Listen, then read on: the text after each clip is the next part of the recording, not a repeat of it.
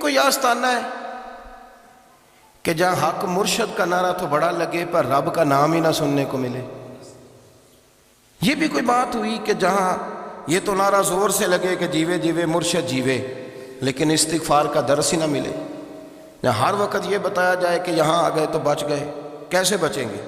میرے رسول پاک علیہ السلام کا دروازہ سب سے بڑا دروازہ ہے، حضور کا دروازہ سب سے بڑا دروازہ ہے، لیکن میرے دوستو یاد رکھنا، نبی پاک علیہ السلام نے بھی لوگوں کو جب رستہ دکھایا ہے تو رب کریم کا رستہ دکھایا ہے، اللہ کا رستہ دکھایا، اللہ کریم کا رستہ دکھایا، لوگوں کو رب کی طرف توجہ کرائی۔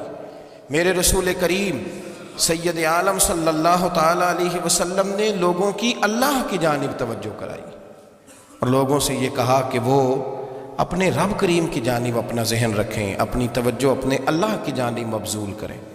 میری بات کو اچھے طریقے سے سمجھیے گا، علم اللہ تبارک و تعالیٰ عطا کرتا ہے تو اسے اللہ کی عطا ہی سمجھنا چاہیے۔ کچھ لوگوں کے پاس علم ہوتا ہے پر علم نافع نہیں ہوتا، وہ ٹامک ٹونیاں مارتے رہتے ہیں ساری زندگی۔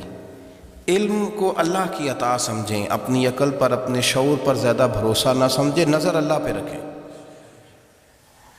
حضرت مولا علی شیر خدا کرم اللہ تعالی وجہہ الکریم سے کسی نے پوچھا تھا بڑا عالم کون ہوتا ہے؟